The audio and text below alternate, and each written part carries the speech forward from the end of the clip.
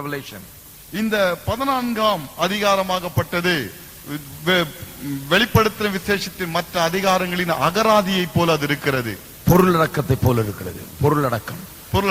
It is like a table of contents for the rest of the chapters. மற்ற அதிகாரங்களின் பொருளடக்கத்தை போல அது இருக்கிறது. All that is coming in the next few chapters, the preview is given here. இதற்கு பின்னாக வரக்கூடிய அதிகாரங்களின் அனைத்து பொருளடக்கமும் இதிலே சொல்லப்பட்டிருக்கிறது. So some of the subjects covered in chapter 14 are these. 14ஆம் அதிகாரத்திலே சொல்லப்படுகிற ஒரு சில விஷயங்கள் இதுதான். One, முதலாவது, the lamb which is Christ and the 144,000 in Mount Zion is one of the subjects covered here. இந்த இடத்திலே சொல்லப்படுகிற பல தலைப்புகளிலே ஒன்று ஆட்டுக்குட்டி ஆனவரும் சீயோன் மலை மீது காணப்பட போகிற 1,44,000 பேர்களும். Secondly, இரண்டாவது, the angel which is preaching the everlasting gospel is mentioned here. நித்திய சுவிசேஷத்தை பிரசங்கிக்கும் தேவ தூதன் அங்கே சொல்லப்படுகிறார். Thirdly, மூன்றாவது, the fall of Babylon is mentioned here. பாபிலோனின் வீழ்ச்சி இங்கே காட்டப்படுகிறது. Fourthly, நான்காவது, the judgment of the beast worshippers are mentioned here. மிருகத்தை வணங்குகிறவர்களை நியாய தீர்ப்பாங்கே சொல்லப்படுகிறது.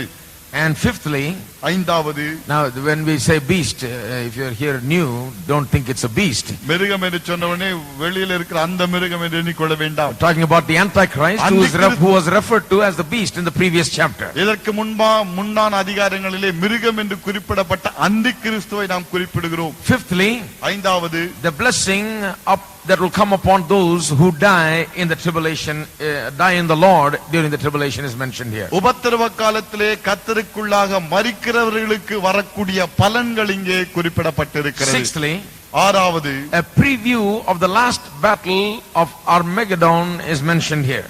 அர்மகதோன் யுத்தத்திலே நடக்கக்கூடிய முன்னுரை இங்கே நடக்கக்கூடியவளை குறித்த ஒரு முன்னுரை இங்கே காணப்படுகிறது. So six things are mentioned. ஆகவே 6 காரியங்கள் இங்கே சொல்லப்பட்டிருக்கிறது. Let us begin with the first. முதலாவது காரியத்தை நாம் ஆரம்பிப்போம். Let us read from verse 1. முதலாம் வசனத்திலிருந்து நாம் ஆரம்பிப்போம். Chapter 14 verse 1. 14ஆம் அதிகாரம் முதலாம் வசனம். And I looked, and lo, a lamb stood on the Mount Zion, and with him 144,000 having his father's name written in their foreheads. பின்பு நான் பார்த்தபொழுது இதோ சீயோன் மலையின் மேல் ஆட்டுக்குட்டியானவரையும் அவரோட கூட அவருடைய பிதாவின் நாமம் தங்கள் நெற்றிகளில் எழுதப்பட்டிருந்த 144,000 பேரையும் கண்டேன். You remember studying about the 144,000 when we studied chapter 7.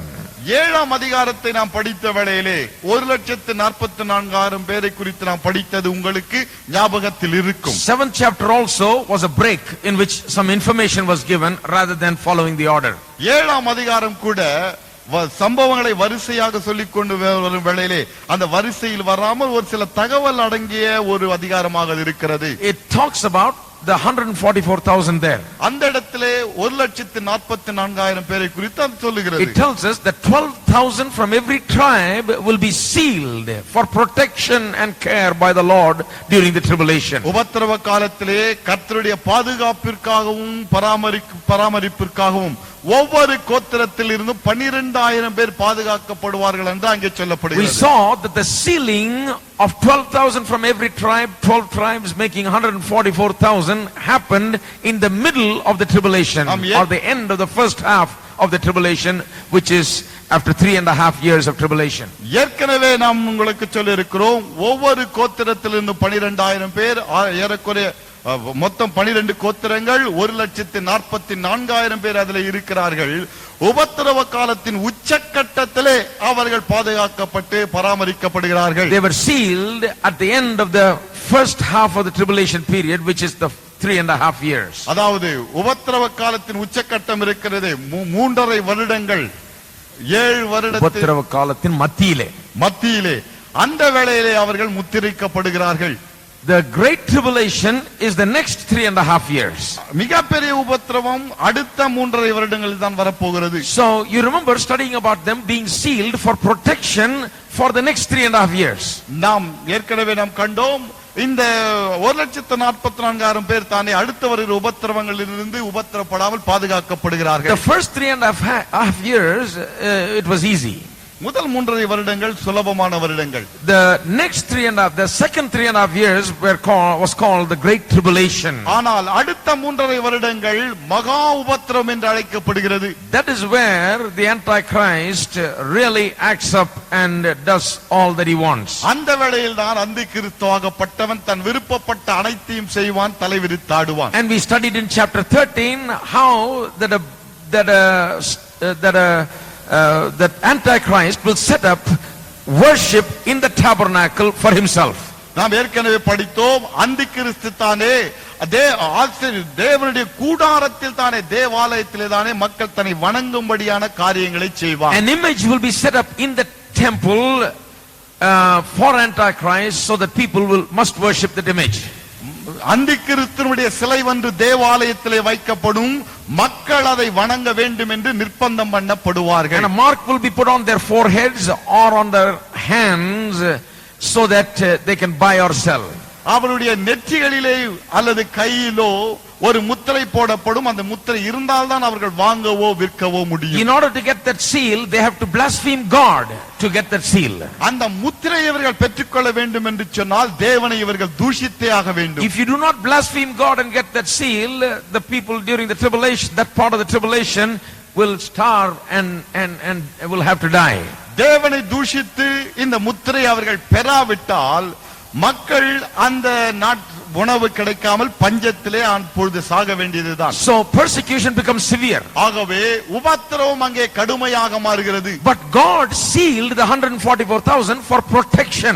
ஆனால் தேவன் தாமே பாதுகாப்பதற்கென்றே 1,44,000 பேரை முத்திரை செய்தார். Before all the big trouble started, he sealed them. பெரிய உபத்திரவங்கள் வருவதற்கு முன்பாகவே இவர்களை முத்திரித்து விட்டார். And now when chapter 14 verse 1 talks about the 144,000, 14ஆம் அதிகாரம் 1ஆம் வசனம் 1,44,000 பேரை குறித்து சொல்லும்போது, this is talking about John seeing them at the end of the tribulation. யோவான் இது எதை குறித்து சொல்கிறது? யோவான் உபத்திரவ காலத்தின் முடிவிலே கண்டார், அதை குறித்து சொல்கிறது. The 144,000 survived to the end of the tribulation. இந்த 1,44,000 பேர் உபத்திரவ காலத்தின் முடிவிலே காப்பாற்றப்பட்டார்கள்.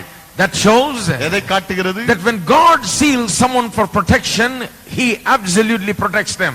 கர்த்தர் பாதுகாப்பதற்காக ஒருவரை முத்தரிக்கும் வேளையிலே அவர்களை முற்றிலுமாக அவர் பாதுகாக்கிறார். Even us, we are sealed as believers, the Bible says. வேத புத்தகம் சொல்லுகிறது, விசுவாசிகளாகிய நாம் கூட முத்தரிக்கப்பட்டிருக்கிறோம். We are sealed until the time of our bodily redemption, the Bible says. வேத புத்தகம் சொல்லுகிறது, நம்முடைய சரீர மீட்பு வருகிற வரைக்கும் நாம் முத்தரிக்கப்பட்டிருக்கிறோம். We are in the hands of the Almighty God. நாம் சர்வவல்லமையுள்ள தேவனுடைய கரத்தில் இருக்கிறோம். We are sealed in a different way. வித்தியாசமான விதத்திலே நாம் We are முத்தரிக்கப்பட்டிருக்கிறோம். sealed for that purpose. அந்த நோக்கத்திற்கென்று It is முத்தரிக்கப்பட்டிருக்கிறோம். mentioned in Ephesians chapter 1. எபேசியர் 1ஆம் அதிகாரத்தில் அது சொல்லப்படுகிறது. Verse 13 1ஆம் அதிகாரம் 13ஆம் and வசனம் 14. 14ஆம் வசனம். In whom ye also trusted after that ye heard the word of truth, the gospel of your salvation, in whom also after that ye believed, ye were sealed with that Holy Spirit of promise, which is the earnest of your inheritance until the redemption of the purchased possession unto the praise of his glory. நீங்களும் உங்கள் ரட்சிப்பின் சுவிசேஷமாகிய சத்திய வசனத்தை கேட்டு விசுவாசிகளான போது வாக்குத்தத்தம் பண்ணப்பட்ட பரிசுத்த ஆவியால் அவருக்குள் முத்திரை போடப்பட்டீர்கள். அவருக்கு சொந்தமானவர்கள் அவருடைய மகிமைக்கு புகழ்ச்சியாக மீட்கப்படுவார்கள் என்பதற்கு ஆவியானவர் நம்முடைய சுதந்திரத்தின் அச்சாரமாயிருக்கிறார். We are sealed until the redemption of the purchased possession. நாம் மீட்கப்படும்படியாக முத்திரையிடப்பட்டவர்கள். Let me tell you what it means.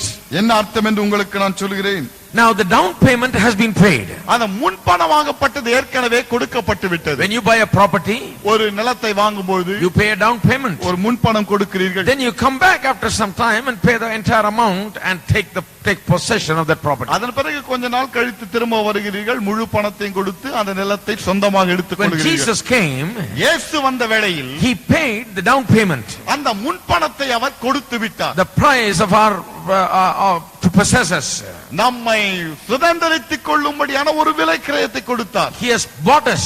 நம்மை விலை கொடுத்து வாங்கி We விட்டார். belong to him. நாம் அவருக்கு சொந்தம். He has paid the price. விலையை கொடுத்து விட்டார். He said, I will go and come back and I will take you. அவர் என்ன சொன்னார்? நான் போகிறேன், திரும்ப வருவேன், வந்து உங்களை நான் எடுத்துக் We are கொள்வேன். waiting for the redemption. அந்த மீட்பிற்காக நாம் When காத்திருக்கிறோம். at the end time all these things begin to take place, Jesus said, look up, for your salvation draweth nigh. முடிவு காலத்தில் இவைகளெல்லாம் நடக்கும் வேளையிலே இயேசு சொன்னார், மேலே பாருங்கள், காரணம் உங்கள் மீட்பு சமீபமாய் இருக்கிறது என்றார். Salvation draweth nigh. உங்களுடைய ரட்சிப்பு சமீபமாய் இருக்கிறது. Turn to 1 Peter chapter 1 verse 5. 1 பேதுரு முதலாம் அதிகாரம் 5ஆம் வசனத்தை பாருங்கள். That also talks about how we are in the hands of God. நாம் தேவனுடைய கரத்திலே இருக்கிறோம் என்பதை அந்த வசனமும் சொல்லுகிறது. 1 Peter chapter 1 verse 5. 1 பேதுரு முதலாம் அதிகாரம் 5ஆம் வசனம். If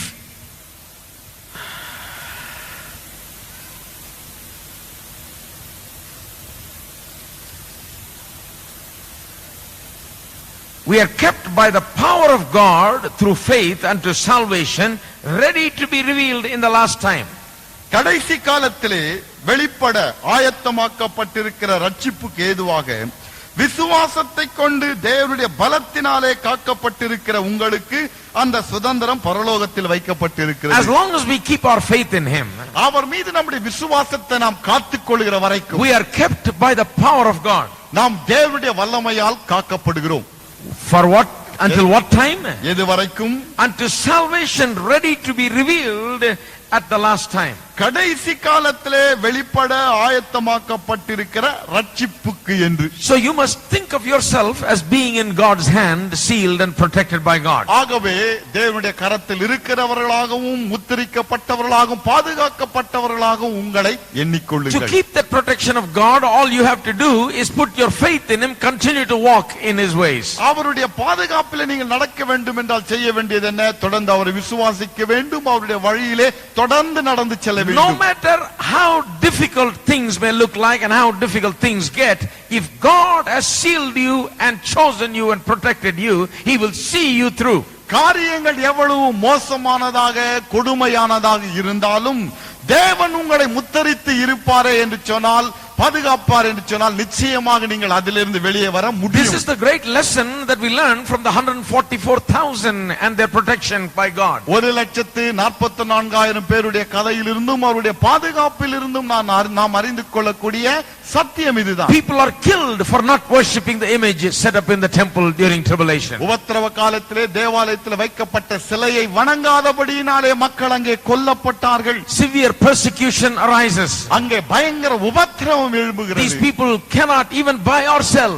இந்த மக்களால் வாங்கவும் முடியவில்லை, விற்கவும் முடியவில்லை. But yet we see that at the end of tribulation, not one of them is missing. All 144,000 are safe. ஆனால் உபத்திரவ காலத்தின் முடிவில் என்ன பார்க்கிறோம்? 1,44,000 பேரிலே ஒருவராவது மரிக்கவில்லை, எல்லோரும் பத்திரமாக இருக்கிறார்கள். Jesus said, இயேசு சொன்னார், not one sheep that is given in his hands can be plucked away from his hand. அவருடைய கரத்திலே கொடுக்கப்பட்ட எந்த ஆட்டையும் எவராலும் பறிக்கவே முடியாது. Even here we see the supremacy of the Lord Jesus Christ. இந்த இடத்திலேயும் இயேசு கிறிஸ்துவின் உன்னதமான தன்மையை நாம் பார்க்க முடியும். Now look at it once again. Look at verse 1 once again. முதலாம் வசனத்தை திரும்பமாக It பாருங்கள். says, lo, a lamb stood on Mount Zion. இதோ சீயோன் மலையின் மேல் ஆட்டுக்குட்டியானவரை நிற்க கண்டேன். Now this refers, many Bible scholars say, to the time when Jesus will be seen at Mount Zion, which is Jerusalem, in the beginning of the millennium. 1000 வருட அரசாட்சியின் துவக்கத்திலே சீயோன் மலையின் மீது இயேசுவானவர் நிற்பாரே, அதை இது குறிக்கிறது என்று வேத வல்லுனர்கள் சொல்லுகிறார்கள். Psalm 2 verse 6 prophesies about this. சங்கீதம் 2:6 இதை குறித்து தீர்க்கதரிசனமாக Yet சொல்லுகிறது. have I set my king upon my holy hill of Zion. ஆனாலும் என்னுடைய பற்றுத்தரை சீயோன் மலையின் மீது நான் நிற்க கண்டேன். That is referring to the prophecy about how God will put Christ upon Zion, upon Jerusalem, as a reigning king during the millennium. 1000 வருட அரசாட்சியிலே அரசாளும் ராஜாவாக எப்படி இயேசுவானவர் தேவனால் சீயோன் மலையிலே எருசலேமிலே வைக்கப்படுவார் என்பதை அது குறிப்பிடுகிறது. Now verse 2. இரண்டாம் வசனம். I heard a voice from heaven as the voice of many waters and as the voice of a great thunder. And I heard the voice of harpers harping with their harps. அல்லாமலும் பெருவெள்ள இரைச்சலை போலவும் பலத்த இடி முழக்கம் போலவும் ஒரு சத்தம் வானத்திலிருந்து உண்டாக கேட்டேன். நான் கேட்ட சத்தம் சுரமண்டலக்காரர் தங்கள் சுரமண்டலங்களை வாசிக்கிற ஓசையை போல் இருந்தது. They sung as it were a new song before the throne and before the fourth beast and the elders, and no man could learn that song but the 144,000 which were redeemed from the earth. அவர்கள் சிங்காசனத்துக்கு முன்பாகவும் 4 ஜீவன்களுக்கு முன்பாகவும் மூப்பர்களுக்கு முன்பாகவும் புது பாட்டை பாடினார்கள். அந்த பாட்டு பூமியிலிருந்து மீட்டுக் கொள்ளப்பட்ட 144,000 பேரே அல்லாமல் வேறு ஒருவரும் கற்றுக்கொள்ள கூடாது. Here we see an interesting thing. இந்த இடத்துல ருசிகரமான ஒரு தகவலை பார்க்கிறோம். The 144,000 begin to sing and glorify God. 144,000 பேர் பாடி கர்த்தரை துதிக்க ஆரம்பிக்கிறார்கள். If you have been through the great tribulation and seen all the destruction and death, ஒருவேளை நீங்கள் மகா உபத்திரவத்துக்குள்ளாக கடந்து சென்று பெரிய அழிவையும் நாசத்தையும் கண்டிருப்பீர்களே என்றால், you will also want to sing and praise and glorify God. நீங்களும் கூட துதித்து பாடி கர்த்தரை மகிமைப்படுத்த விரும்புவீர்கள். But this is not just ordinary singing and praising God. இது சாதாரணமாக துதித்து கர்த்தரை பாடக்கூடிய ஒரு காரியம் அல்ல. இது This earthly choir of 144,000 is joining the heavenly musicians as they play. இந்த பூமியில இருக்கக்கூடிய இந்த 144,000 பாடகர்கள் தானே வானத்திலே இருக்கக்கூடிய இசைக்கருவி வாசிக்கிறவர்களோடு சேர்ந்து பாடுகிறார்கள். Their harpers are playing their harps. அங்கே சுரமண்டலக்காரர்கள் சுரமண்டலங்களை வாசிக்கிறார்கள். And they are learning that song which is a heavenly song. அது பரலோக பாடலாக இருக்கிறது. அந்த பாடலை கற்றுக்கொள்கிறார்கள்.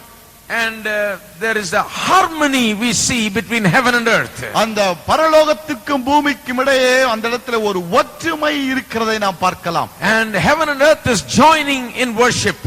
ஆராதிப்பதிலே துதியிலே பரலோகமும் பூமியும் ஒன்று சேர்ந்து கொள்கிறது. In the beginning when God created the earth, there was a harmony between the heaven and the earth. ஆதியிலே தேவன் வானத்தை படைத்த வேளையிலே வானத்துக்கும் பூமிக்கும் இடையே ஒரு ஒற்றுமை காணப்பட்டது. That harmony was destroyed as a result of sin. பாவத்தின் விளைவாக அந்த ஒற்றுமை குலைந்தது.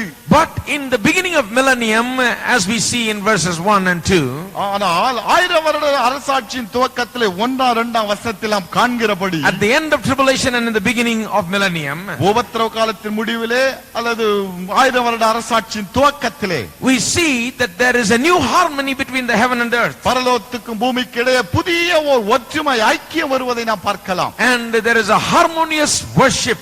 அந்த இடத்துல ஒன்றாக சேர்ந்து கர்த்தரை துதிக்கிறார்கள். Even today in our worship, we must reach that level spiritually.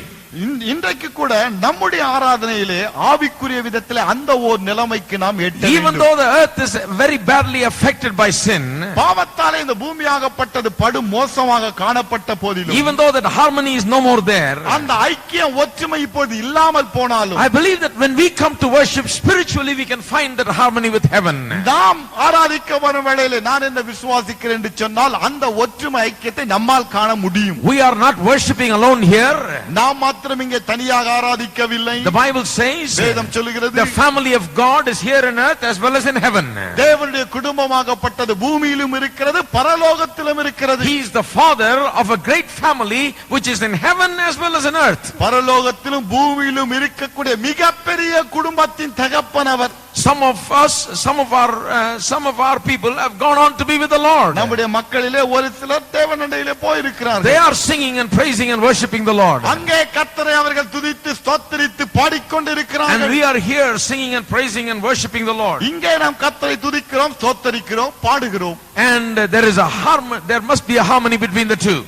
இருவருக்கும் இடையே ஒரு ஒற்றுமை ஐக்கியம் காணப்பட வேண்டும். We join in heaven's harmony. பரலோகத்தின் இசைக்குழுவினரோடு நாம் சேர்ந்து We கொள்கிறோம். worship with them. அவர்களோடு சேர்ந்து நாம் As a ஆராதிக்கிறோம். whole family of God we worship. தேவனுடைய முழு குடும்பமாக சேர்ந்து கர்த்தரை நாம் துதிக்கிறோம். The apostle Paul further describes the 144,000. 144,000 பேரை குறித்து அப்போஸ்தலனாகிய பவுல் மேலும் வர்ணிக்கிறார். The apostle John. அப்போஸ்தலனாகிய யோவான் Verse 4. 4ஆம் வசனம். These are they which were not defiled with women, for they are virgins. These are they which follow the Lamb whithersoever he goeth. These were redeemed from among men, being the first fruits unto God and to the Lamb. ஸ்திரீகளால் தங்களை கரைப்படுத்தாதவர்கள் இவர்களே, கற்புள்ளவர்கள் இவர்களே, ஆட்டுக்குட்டியானவர் எங்கே போனாலும் அவரை பின்பற்றுகிறவர்கள் இவர்களே. இவர்கள் மனுஷரிலிருந்து தேவனுக்கும் ஆட்டுக்குட்டியானவருக்கும் முதற் பலனாக மீட்டுக் கொள்ளப்பட்டவர்கள். Says they are virgins. என்ன சொல்லப்பட்டிருக்கிறது? இவர்கள் கற்புள்ளவர்கள். Today virgin is a term that is referring all the time to women. இன்றைக்கு கன்னி என்று சொன்னால் பெரும்பான்மையாக ஸ்திரீகளை தான் குறிக்கும். But biblically, குறிப்பாக வேதத்தின்படி the word virgin does not refer just to woman, it refers to a particular spiritual state. கற்புள்ளவர்கள் என்று சொல்லும் வேளையிலே வெறும் பெண்களை மாத்திரம் அது குறிப்பிடாமல் ஆவிக்குரிய ஒரு நிலைமையும் அது குறிப்பிடுகிறது. With a great spiritual meaning the word virgin is used. மிகுந்த ஆவிக்குரிய அர்த்தத்தோடு இந்த கற்புள்ளவர்கள் என்கிற வார்த்தை உபயோகப்படுத்தப்படுகிறது. For example, in 2 Corinthians chapter 11 verse 2, குறிப்பாக 2 கொரிந்தியர் 11ஆம் அதிகாரம் 2ஆம் வசனத்திலே it says, for I am jealous over you with godly jealousy, the apostle Paul says. அப்போஸ்தலனாகிய பவுல் சொல்கிறார், தேவ வகையான வைராக்கியத்தை உங்களிடத்திலே நான் கொண்டிருக்கிறேன். For I have espoused you to one husband. That means I have got you engaged to one husband, that I may present you as a chaste virgin to Christ. 11ஆம் அதிகாரம் 1ஆம் வசனத்திலே 2ஆம் வசனத்திலே, நான் உங்களை கற்புள்ள கன்னிகையாகிய கிறிஸ்து என்னும் ஒரே புருஷனுக்கு ஒப்பு கொடுக்க நியமித்தபடியால் உங்களுக்காக தேவ வைராக்கியம் கொண்டிருக்கிறேன். Paul talks about all the believers and says that we are chaste virgin. Pavul அப்போஸ்தலன் எல்லா விசுவாசிகளையும் குறித்து சொல்லும்போது என்ன சொல்லுகிறார்? நாம் எல்லோரும் கன்னிகைகள். He's talking about men, women, boys and girls, everybody. எல்லோரும் ஆண்கள், பெண்கள், ஸ்திரீகள், புருஷர் எல்லாரையும் குறித்து சொல்லுகிறார். He is talking about a spiritual condition. ஆவிக்குரிய ஒரு நிலைமையை அவர் சொல்லுகிறார். A life that is totally dedicated to God. கர்த்தருக்கென்று முழுவதுமாக அர்ப்பணிக்கப்பட்ட ஒரு வாழ்க்கை. A life that does not have any diversion. எந்த விதமான திசை திருப்புதலும் இல்லாத ஒரு வாழ்க்கை. A life that is sold out to God. தேவனுக்கென்று முற்றிலுமாக விற்று போட்ட ஒரு வாழ்க்கை. Life that belongs to God. தேவனுக்கு சொந்தமான வாழ்க்கை. How many of you have a life that belongs to God? எத்தனை பேர் தேவனுக்கு சொந்தமான ஒரு வாழ்க்கை வாழ்ந்து கொண்டிருக்கிறீர்கள்? When the Bible says you are a chaste virgin, it refers to that kind of a spiritual condition. கற்புள்ள கன்னிகை என்று வேத புத்தகம் குறிப்பிடும் வேளையிலே கிறிஸ்து ஒரு ஆவிக்குரிய ஒரு நிலைமை அது சொல்லுகிறது. Even in the story of the 10 virgins, 10 கன்னிகைகளின் உவமையிலும் கூட, it's not referring to 10 women, it's referring to the condition of some people. 10 ஸ்திரீகளை குறித்து அது சொல்லவில்லை, மக்களை குறித்து, மக்களுடைய நிலைமையை குறித்து அது சொல்லுகிறது. The story is used to talk about spiritual condition. ஆவிக்குரிய நிலைமையை எடுத்து காட்டும்படியாக வர்ணிக்கும்படியாக சொல்லப்படும் உவமை. So the 144,000 are very strongly dedicated, devoted people who are totally purely devoted for God. ஆகவே இந்த 1,44,000 பேர் இருக்கிறார்களே, தேவனுக்கென்று முற்றிலுமாக தங்களை அர்ப்பணித்து ஒப்பு கொடுத்து வாழ்ந்த கன்னிகைகள். Another description is given there. இன்னொரு வர்ணனையும் அங்கே காட்டப்படுகிறது. It says they are the first fruits unto God and unto the Lamb, which is Christ. என்ன சொல்லப்பட்டிருக்கிறது? இவர்கள் மனுஷரிலிருந்து தேவனுக்கும் ஆட்டுக்குட்டியானவருக்கும் முதற் பலனாக மீட்டுக் கொள்ளப்பட்டவர்கள். First fruits always indicate that the harvest is just bringing the first fruit and the rest will follow. A great harvest is going to follow after the first fruit. முதற் பலன் என்று சொல்லும் வேளையிலே எதை குறிப்பிடுகிறது? அறுவடை, மிகப்பெரிய அறுவடை பின்னாலே வருகிறது. அந்த அறுவடைக்கு முன்னாலே ஒரு அறுவடை ஒன்று நடந்து விட்டது என்பதை காட்டுகிறது. In the end of the tribulation, உபத்திரவத்தின் முடிவிலே, the 144,000 of the Israelites are not only there. இந்த 1,44,000 இஸ்ரவேல் புத்திரர் மாத்திரமல்ல, it is indicative of the great harvest of Israelites who will be saved. மிகப்பெரிய இஸ்ரவேல் கூட்டம் ஒன்று அங்கே அறுவடையாக ரட்சிக்கப்பட போகிறார்கள் என்பதையும் எடுத்து காட்டுகிறது. Today there is very little of salvation experience among the Jews. இன்றைக்கு யூதர்கள் மத்தியிலே பார்த்தால் ரட்சிப்பு மிக குறைவாக தான் நடந்து கொண்டிருக்கிறது. The Jewish people are mainly rejectors of Christ today. யூதர்கள் பெரும்பான்மையாக கிறிஸ்துவை உதாசீனம் பண்ணுகிறவர்களாக தான் இருக்கிறார்கள். There are some organizations like the Jews for Jesus and other organizations that work among the Jews and see a lot of people get saved. இன்னைக்கு ஒரு சில நிறுவனங்கள் இருக்கின்றன, Jews for Jesus என்கிற ஸ்தாபனம் போல. Jesus for Jews என்கிற சில ஸ்தாபனம், Jews for Jesus. Jews for Jesus. Jews for Jesus என்கிற சில ஸ்தாபனங்கள் இருக்கிறது. அவர்கள் யூதர்களை இயேசுவுக்காக ஆதாயம் பண்ணி கொண்டிருக்கிறார்கள். They are doing a wonderful job. அருமையான வேலையை செய்கிறார்கள். But not great numbers of Jews are really getting converted today. ஆனால் இன்றைக்கு அதிகமான யூதர்கள் ரட்சிப்புக்குள்ளாக வருவது இல்லை. They are basically having an attitude of resistance towards Christian teachings. அடிப்படையிலே பார்த்தால் கிறிஸ்தவ போதனைகளை எதிர்க்கிறவர்களாக தான் இருக்கிறார்கள். But during the end of the tribulation, ஆனால் உபத்திரவ காலத்தின் முடிவிலே, when God would have dealt with the Israelites in a very special way, தேவன் இஸ்ரவேல் புத்திரரோடு விசேஷித்த விதத்தில் இடைப்பட்ட பிறகு, the Israelites will turn to God. இஸ்ரவேல் புத்திர தேவன் பக்கமாக திரும்புவார்கள். The Bible says வேதம் சொல்கிறது, that when Jesus comes back, இயேசு திரும்ப வரும்போது, they will behold him whom they have pierced. அவர்கள் குத்தினவரை அவர்கள் நோக்கி They பார்ப்பார்கள். will mourn for him. அவருக்காக They புலம்புவார்கள். will realize their faults. தங்கள் குறைகளை They உணர்வார்கள். will come back to Christ. கிறிஸ்துவின் பக்கமாக Not திரும்புவார்கள். only the 144,000, the apostle Paul himself says that all Israel will be saved, referring to that time. 1,44,000 பேர் மாத்திரமல்ல, அப்போஸ்தலனாகிய பவுல் சொல்லுகிறார், எல்லோரும் ரட்சிக்கப்படுவார்கள். அதாவது எல்லா இஸ்ரவேலரையும் குறிப்பிட்டு சொல்லுகிறார். That is during the tribulation. அது எப்பொழுது உபத்திரவ All காலத்திலே. Israel shall be saved does not refer to Israelites now. எல்லா இஸ்ரவேலர் என்று சொல்லும் வேளையிலே இப்பொழுது அது இஸ்ரவேலரை குறிக்கவில்லை. In the scheme of things, in the scheme of God, that fits in at the tribulation period. தேவனுடைய திட்டத்திலே அது உபத்திரவ காலத்திலே தான் பொருந்தி வருகிறது. During the time of tribulation, உபத்திரவ காலத்திலே it will happen to be a time of judgment upon Israelites. இஸ்ரவேலர் மீது நியாய தீர்ப்பின் வேளையாக அது காணப்படும். Now judgment comes to all people. நியாய தீர்ப்பு எல்லாருக்கும் வருகிறது. There is a judgment for the saints. பரிசுத்தவான்களுக்கு நியாய தீர்ப்பு. There is judgment for the sinners. பாவிகளுக்கு என்று ஒரு நியாய The தீர்ப்பு. judgment for the saints will happen first. பரிசுத்தவான்களின் நியாய தீர்ப்பு முதலாவது நடக்கும். And the saints will be judged according to their works, to be rewarded for their works. பரிசுத்தவான்கள் தானே கிரியைகளுக்கு ஏற்ற பலனை பெற்றுக் கொள்ளும்படியாக ஒரு நியாய தீர்ப்பு The அடைவார்கள். judgment of the unbelievers will happen at the end, at the great white throne. அவிசுவாசிகளின் நியாய தீர்ப்பாகப்பட்டது முடிவிலே வெள்ளை சிங்காசன நியாய தீர்ப்பாக அது அமையும். There they will be judged, and those whose names are not written in the book of life will be thrown into the lake of fire. அங்கே அவர்கள் நியாயம் தீர்க்கப்படுவார்கள். ஜீவ புஸ்தகத்திலே காணப்படாதவன் எவனோ அவன் நரகத்திலே தள்ளப்படுவான். During the tribulation period, உபத்திரவ காலத்திலே it will be the judgment especially for the Israelites. நியாய தீர்ப்பாகப்பட்டது விசேஷமாக இஸ்ரவேலருக்கு என்று இருக்கும். Now you may say, why do you keep the Israelites separate, brother? They should be added just along with the Gentiles, along with the unsaved. ஒருவேளை நீங்கள் கேட்கலாம், ஏனையா இஸ்ரவேலரை தனியாக அவர் ஒதுக்கி வைக்க வேண்டும், எல்லாரோடும் சேர்த்து அவர்கள் நியாயம் தீர்க்கலாமே. I'm not separating the Israelites, the Bible does it. நான் இஸ்ரவேலரை பிரிக்கவில்லை, வேத புத்தகம் பிரிக்கிறது. The Bible says the human race consists of 3 different categories of people.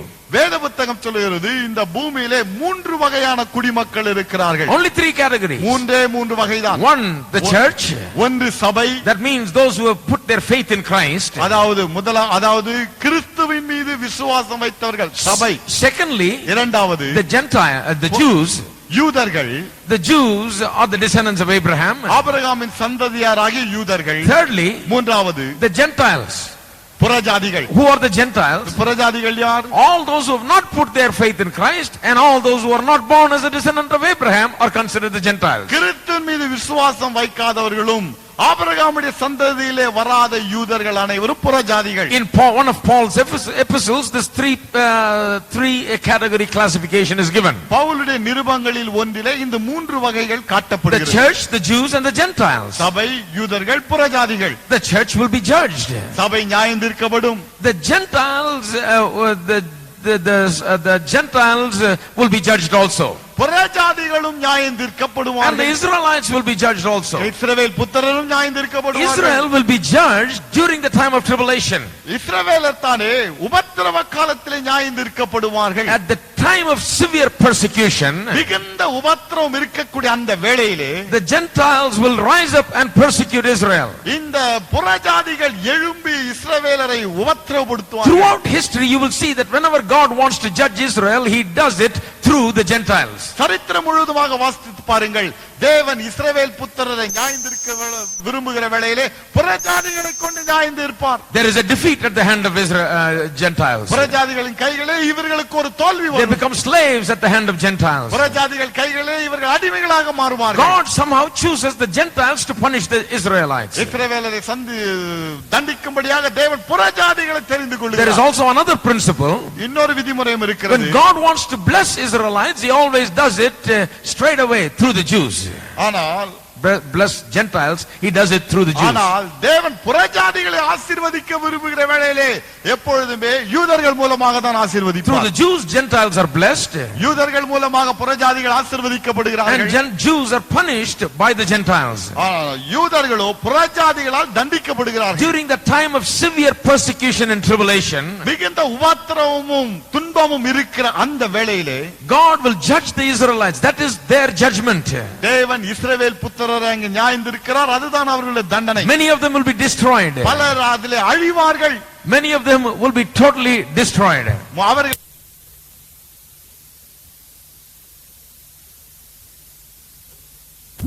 The bigger harvest is all Israel which will be saved. எல்லா இஸ்ரவேலரும் ரட்சிக்கப்பட போகிற மிகப்பெரிய அறுவடை பின்னாலே வருகிறது. Verse 5. 5வது வசனம். And in their mouth was found no guile. This is Revelation 14:5. வெளிப்படுத்தல் 14:5. இவருடைய வாயிலே கபடம் காணப்படவில்லை. For they are without fault before the throne of God. இவர்கள் தேவனுடைய சிங்காசனத்துக்கு முன்பாக மாசில்லாதவர்களாய் இருக்கிறார்கள். This is another description about the 144,000. 1,44,000 பேரை குறித்த இன்னொரு வர்ணனை இது. They are described as guileless and faultless. என்ன வர்ணிக்கப்படுகிறார்கள்? இவர்கள் கபடமற்றவர்கள், மாசு And இல்லாதவர்கள். many people read about this and they think these 144,000 are super spiritual Christians. ஒருத்தர் இதை வாதித்து விட்டு என்ன சொல்கிறார்கள்? இந்த 1,44,000 பேர் ஆவிக்குரிய வாழ்க்கையில சூப்பர்மேன் என்று நினைக்கிறார்கள். They think that they are unlike the believers of today. இன்றைக்கு இருக்கிற விசுவாசிகளை காட்டிலும் இவர்கள் மேலானவர்கள். That today's believers are totally filled with corruption and all things, but those believers will have none of that. இன்றைக்கு இருக்கிற விசுவாசிகள் கரைத்திரையோடு கூட இருக்கிறார்கள், ஆனால் அவர்கள் அதெல்லாம் இல்லாமல் இருப்பார்கள் என்று எண்ணுகிறார்கள். It is not so. அப்படி அல்லவே இல்லை. They are just being described from God's view. தேவனுடைய பார்வையில் இருந்து இவர்கள் வர்ணிக்கப்படுகிறார்கள். You know how God sees us. தேவன் நம்ம எப்படி காண்கிறார் This தெரியுமா? matter of being guileless and faultless is true about us also.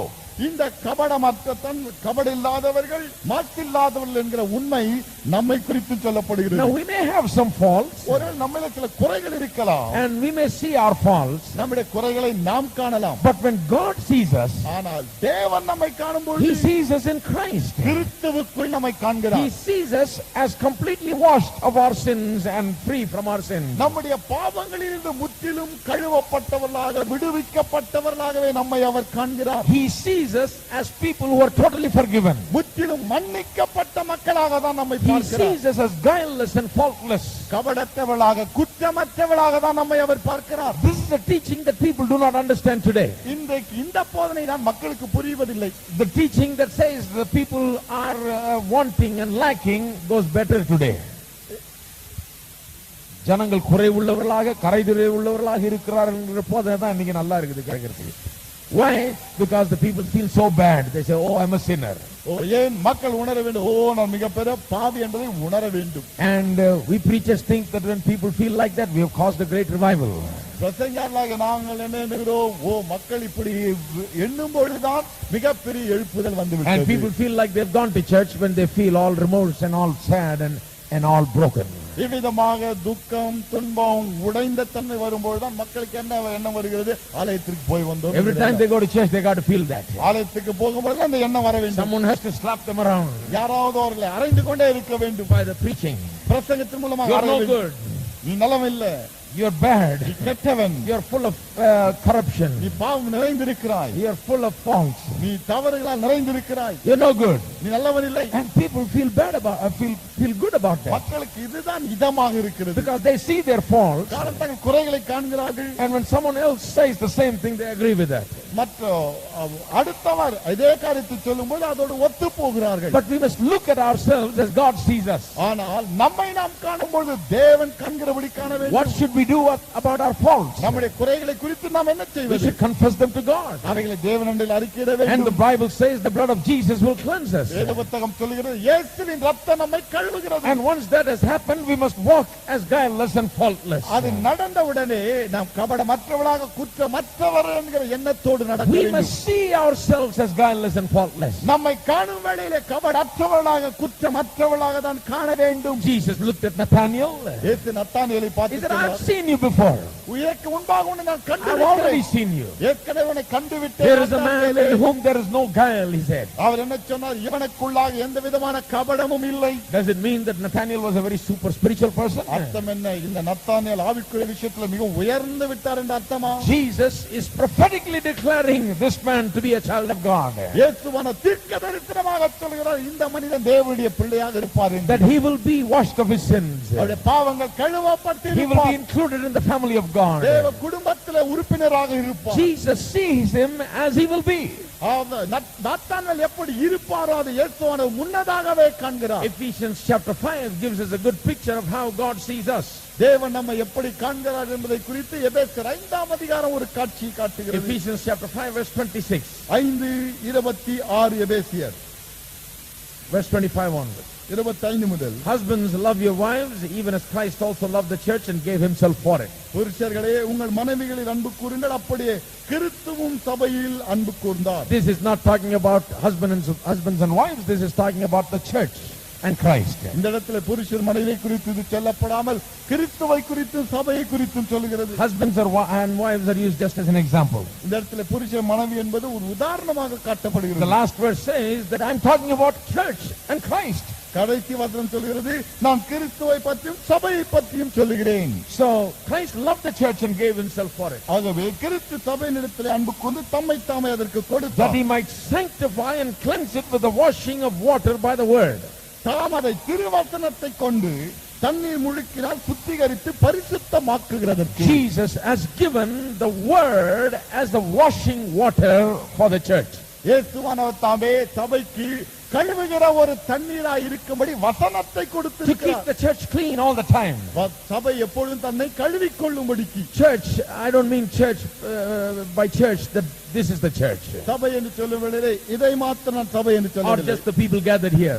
கூடி வந்திருக்கிற மக்களை மாத்திரம் சொல்லவில்லை. I'm talking about the church, all those who believe in Jesus Christ, இயேசு கிறிஸ்துவை விசுவாசிக்கிற எல்லோரையும் சேர்த்து சொல்லுகிறேன் all the சபை என்று. believers who are truly saved. உண்மையாகவே ரட்சிக்கப்பட்ட விசுவாசிகள் எல்லோரும் சபை. The word is given as the cleansing water to keep them clean. அவர்களை சுத்தவான்களாக காத்துக் கொள்வதற்கு தண்ணீராக வசனம் கொடுக்கப்பட்டு இருக்கிறது. Praise God. கர்த்தருக்கு Thank God for the word. வசனத்துக்காக கர்த்தருக்கு The word ஸ்தோத்திரம். keeps us clean, வசனம் நம்மை சுத்தவான்களாக காத்துக் that he கொள்கிறது. might present it to himself a glorious church, not having spot or wrinkle or any such thing, but that it should be holy and without blemish. 27ஆம் வசனம், கரைத்திரை முதலானவைகள் ஒன்றும் இல்லாமல் பரிசுத்தமும் பிழையற்றதுமான மகிமையுள்ள சபையாக அதை தமக்கு முன் நிறுத்திக் கொள்வதற்கு தம்மை தாமே அதற்காக ஒப்புக் கொடுத்தார். You know how God wants the church to be? சபை எப்படி இருக்க வேண்டும் என்று கர்த்தர் விரும்புகிறார் தெரியுமா? Wants to be a perfect bride. பூரணமான ஒரு மணவாட்டியாக இருக்கும்படி. He doesn't want any spot or wrinkle. எந்த கரைத்தரை இருக்க அவர் விரும்பவில்லை. He wants the church to be a beautiful bride for Jesus. சபையாகப்பட்டது இயேசு கிறிஸ்துவுக்கு அழகான ஒரு மணவாட்டியாக இருக்க வேண்டும் என்று விரும்புகிறார். Verse 28. 28 பாருங்கள்.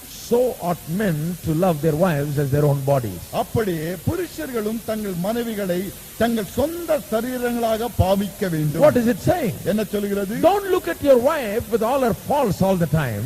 மனைவியை பார்க்கும்போது அவளுக்குள்ளாக இருக்கிற குறைகளை கொண்டு அவளை பார்க்காதே. Don't judge her with all your mind and all you see outside. வெளியே என்ன பார்க்கிறாயோ, மனதில் என்ன எண்ணுகிறாய், அதை வைத்து அவளை நியாயம் தீர்க்காதே. See the goodness that is in her. அவளுக்குள்ளாக இருக்கிற நன்மையை பார். Speak the goodness that is in her. அவளுக்குள்ளாக இருக்கிற நன்மையை பேசு. Speak, see and appreciate the good things that is in her. அவளுக்குள்ளாக இருக்கிற நன்மையான காரியங்களை கண்டு அதை மெச்சிக்கொள். Only then a marriage relationship becomes beautiful. அப்பொழுதுதான் திருமண உறவு சிங்காரமானதாக இருக்கும். Only when we see the wife to be a good one. மனைவியை நல்லவளாக காணும் பொழுதுதான் அப்படி இருக்கும். If you keep talking about your wife as she's the worst one, she's no good, if you talk that about 10 days, your relationship will be ruined. மனைவி குறித்து எப்போ பார்த்தா இவ கெட்டவ இவ மோசமானவன்னு சொல்லி 10 நாள் பேசிட்டு இருந்தா போதும், உறவே நாசமாயிடும். That's it. அவ்வளவுதான். This will lead to that. அது கடைசியில் அங்கதான் போய் முடியும். That is what the scripture is saying. வசனம் அதைத்தான் சொல்லுகிறது. In the same way, the church. அதே விதமாக தான் சபையும். We should not speak to the church just like we talk, the wrong kind of people talk to the wives. தவறான ஆட்கள் தங்கள் மனைவியிடத்திலே பேசுகிறபடி சபையை பார்த்து நாம் பேசக்கூடாது. Not always pointing to the faults. எப்பொழுது குறைகளை எடுத்து, not always remembering the faults. அவருடைய குறைகளை நினைக்கிறவர்களாக இருக்கக்கூடாது. Not always seeing the faults. எப்பொழுது குறைகளை பார்க்கிறவர்களாக இருக்கக்கூடாது. Love your wife even as Christ loved you. கிறிஸ்து உன்னிடத்திலே அன்பு கூர்ந்ததை போல மனைவியிடத்திலே அன்பு கூர். That means அர்த்தம் என்ன? God loves the church. தேவன் சபையை நேசிக்கிறார். He is not pointing to the faults of the church all the time. சபையின் குறைகளை எப்பொழுது விரலிட்டு அவர் காட்டுவதில்லை. He is not showing his dissatisfaction over the church all the time. சபையை குறித்து அதிருப்தியான நிலைமை இருக்கிறதே, அவர் அதை எப்பொழுது எடுத்து காட்டுவதில்லை. He is washing the church, சபையை கழுவுகிறார், cleaning the church, சுத்தம் பண்ணுகிறார், making it holy, பரிசுத்தமாக்குகிறார். but he is loving the church. ஆனால் சபையினிடத்திலே அன்பு கூறுகிறார். He is appreciating the church. சபையை மெச்சிக் கொள்கிறார். He is praising the church. சபையை பாராட்டுகிறார். He is loving the church. சபையை நேசிக்கிறார். God looks at the church like that. தேவன் சபையை பார்க்கும்போது இப்படித்தான் பார்க்கிறார். As he loves the church like that, சபை இப்படி இவன் the நேசிக்கும்போது church also loves Christ back. சபையும் கிறிஸ்துவை திருப்பி நேசிக்கிறது. That is why I think some believers' fellowship with God is not so good. ஆகவே தான் சொல்கிறேன், ஒரு சில விசுவாசிகள் தேவனோடு வைத்திருக்கிற உறவு சரியில்லை. Why? ஏன்? Because they have always heard the criticism preaching and fault finding preaching. குறை சொல்லுகிற பிரசங்கம், குற்றம் கண்டுபிடிக்கிற பிரசங்கத்தை தான் கேட்டு இருக்கிறார்கள். So you preach that so many times, ஆகவே பல முறை நீங்கள் அதை பிரசங்கித்து விட்ட and then you wonder why they are not in good relationship with God. ஏன் தேவனோடு நல்ல உறவிலே இவர்கள் இல்லை என்று ஆச்சரியப்படலாம். How can they be in good relationship with God? எப்படி தேவனோடு நல்ல உறவில் இருக்க முடியும்? You have criticized their relationship with God. உறவையே குறை சொல்லிக் கொண்டுதானே You have found வந்தீர்கள். fault with their relationship with God. குறைதானே குற்றம் தானே கண்டுபிடித்தீர்கள். That is why their relationship with God is affected adversely. அதனால் தான் தேவனோடு அவர்களுக்குள்ள உறவு அதிகமாக The பாதிக்கப்பட்டிருக்கிறது. 144,000 are described from God's view 1,44,000 பேர் தேவனுடைய கண்ணோட்டத்திலே as வர்ணிக்கப்படுகிறார்கள். guileless and faultless. கபடற்றவர்களாக, Not குற்றமற்றவர்களாக. only are they guileless and faultless, we are also guileless and faultless. அவர்கள் கபடமற்று மாசில்லாதவர்களாக இருப்பது மாத்திரமல்ல, நாமும் அப்படிதான் இருக்கிறோம். Verse 6. 6ஆம் வசனம். And I saw another angel fly in the midst of heaven, having the everlasting gospel to preach unto them that dwell on the earth, and to every nation and kindred and tongue and people. பின்பு வேறொரு தூதன் வானத்தின் மத்தியிலே பறக்க கண்டேன். அவன் பூமியில் வாசம் பண்ணுகிற சகல ஜாதிகளுக்கும், கோத்திரத்தாருக்கும், பாஷைக்காரருக்கும், ஜனக்கூட்டத்தாருக்கும் அறிவிக்கிறதற்காக நித்திய சுவிசேஷத்தை உடையவனாயிருந்தான். Now you might have heard we mentioned that the preaching of the gospel is not left to angels, it's left to men and women of this generation, of this dispensation. ஏற்கனவே பிரசங்கத்தில் நீங்கள் கேட்டிருப்பீர்கள், சுவிசேஷத்தை அறிவிக்கக்கூடிய பணியாகப்பட்டது தேவதூதர்கள் கரத்திலே கொடுக்கப்படாமல் இந்த யுகத்திலே வாழ்கிற, இந்த தலைமுறையிலே வாழ்கிற மக்கள் கையிலே கொடுக்கப்பட்டது. Today God is not sending angels to preach. இன்றைக்கு பிரசங்கிக்கும்படியாக தேவன் தூதர்களை அனுப்புவதில்லை. God sent an angel to Cornelius to tell him to go and get Peter so that he will preach. தேவன் கொர்நேலி வீட்டுக்கு ஒரு தேவதூதனை அனுப்புகிற எதற்காக? கொர்நேலியே, பேதுருவிடத்திலே ஆள் அனுப்பு, அவர் வந்து பிரசங்கிக்கட்டும். You would think it would have been simpler for God to let that angel who went to Cornelius' house in the first place to preach, tell him to preach the gospel. ஒருவேளை நீங்கள் என்ன நினைக்கலாம், ஆண்டவர் தேவதூதனை அனுப்பி கொர்நேலி வீட்டில் பிரசங்கித்தால் சுலபமாக இருந்திருக்கும். கொர்நேலி வீட்டுக்கு அனுப்பின அந்த தூதனையே பிரசங்கமும் பண்ணிடியான்னு சொன்னா சுலபமா இருந்திருக்குமே எண்ணலாம். But it is not so. ஆனால் அப்படி அல்ல. God says, angel, you go tell him to get Peter. கர்த்தர் தேவதூதனை அனுப்புகிறார், கொர்நேலியிடத்தில் சொல்லி பேதுருவை அழைத்து வரச் சொல். And Peter comes and preaches the gospel. பேதுரு வந்து சுவிசேஷத்தை பிரசங்கிக்கிறார். And the Holy Spirit is poured out upon Cornelius' house. அதன் பிறகு கொர்நேலி வீட்டார் மீது பரிசுத்த ஆவியானவர் அருளப்படுகிறார். It shows that during the church age in which we live now, the preaching of the gospel is not left in the hands of the angels, it is left in our hands in the church. to preach. ஆகவே இது எதை காட்டுகிறது?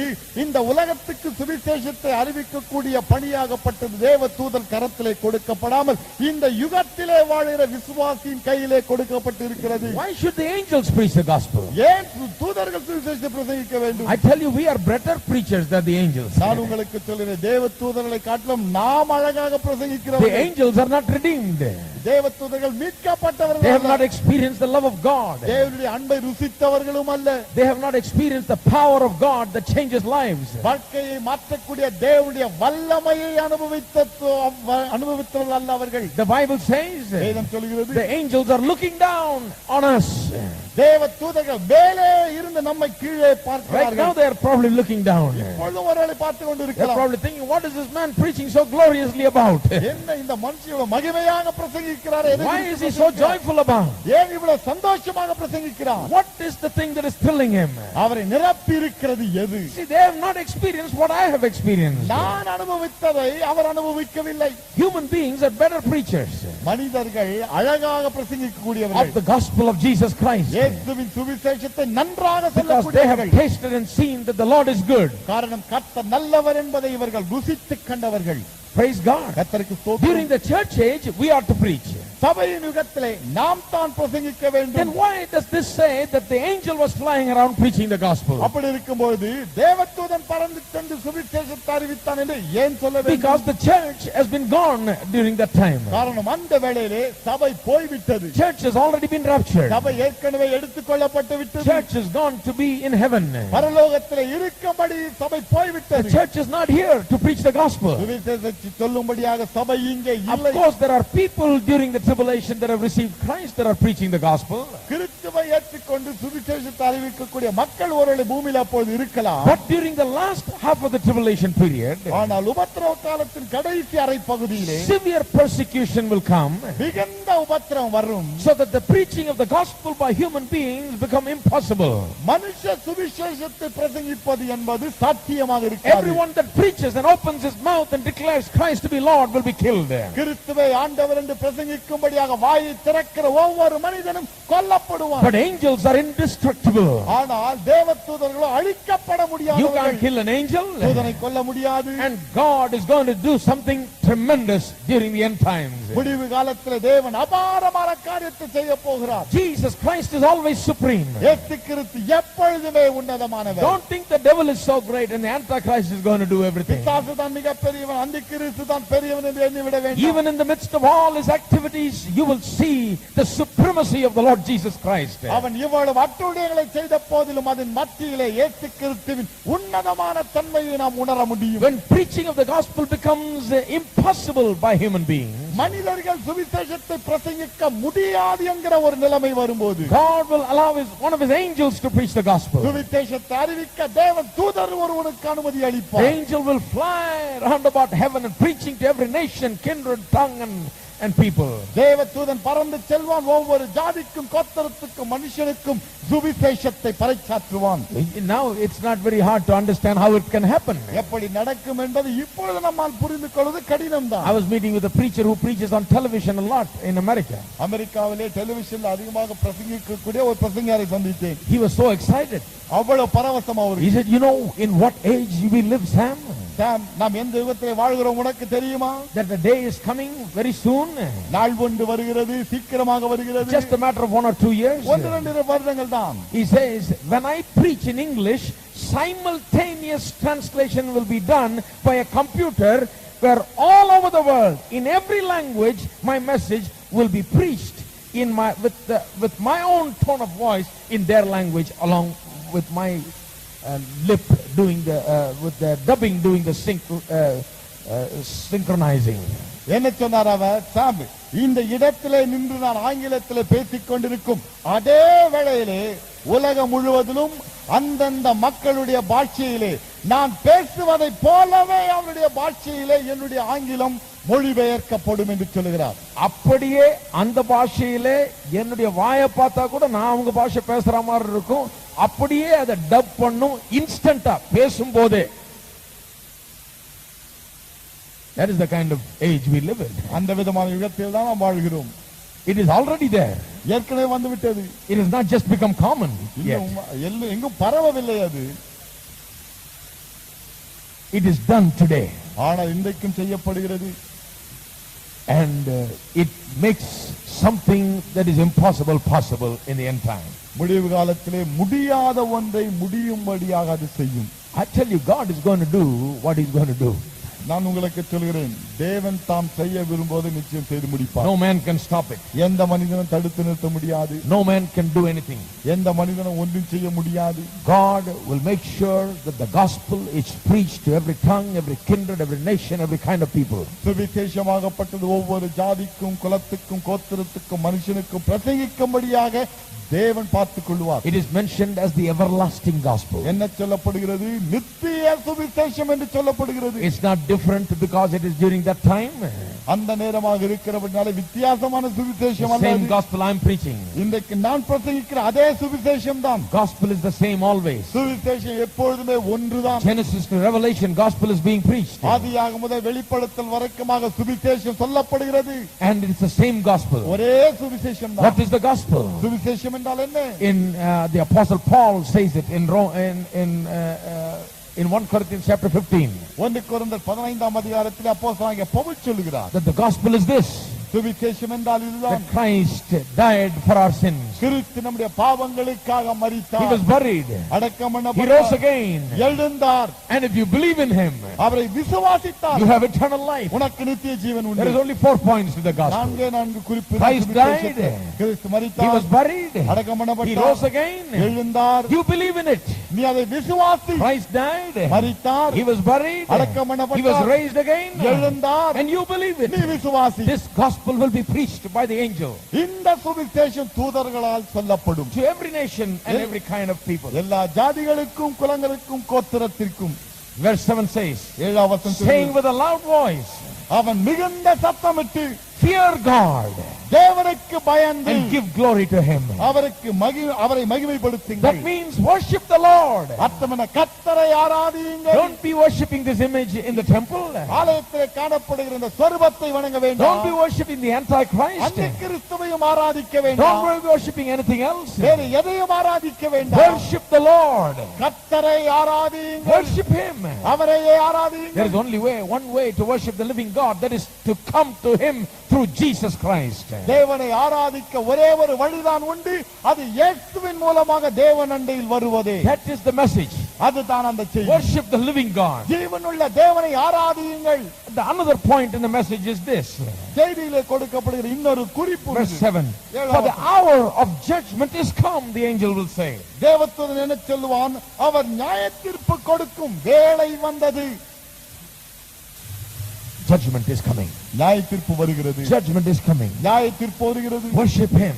அவரை ஆராதியுங்கள். And worship him that made heaven and earth and the sea and the fountains and waters. வானத்தையும் பூமியையும் சமுத்திரத்தையும் நீரூற்றுகளையும் உண்டாக்கினவரையே தொழுது கொள்ளுங்கள் என்று கூறினார். There is an angel preaching the gospel, turning people's eyes to the living God. இந்த இடத்திலே பார்க்கிறோம், தேவதூதன் ஒரு சுவிசேஷத்தை பிரசங்கிக்கிறான்.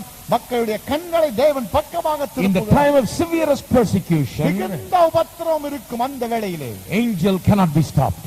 தேவதூதன் தடுத்து நிறுத்தப்பட Gospel முடியாது. goes forth. சுவிசேஷம் செல்லும். Gospel is sounded into every ear. சுவிசேஷம் ஒவ்வொரு காதுகளிலும் தொனிக்கும். Everyone will hear the gospel. எல்லோரும் சுவிசேஷத்தை கேட்பார்கள். That Jesus Christ is the living God. இயேசுவே ஜீவனுள்ள தேவன். And the judgment is coming soon. நியாயத்தீர்ப்பு சீக்கிரமாக And வருகிறது. if they don't turn hearing that gospel, சுவிசேஷத்தை கேட்டும் அவர்கள் திரும்பாமல் போனால் then judgment is surely coming. அதன் பிறகு நியாயத்தீர்ப்பு நிச்சயம் வரும். Let's stand up together. ஒன்றாக எழுந்து நிற்போம்.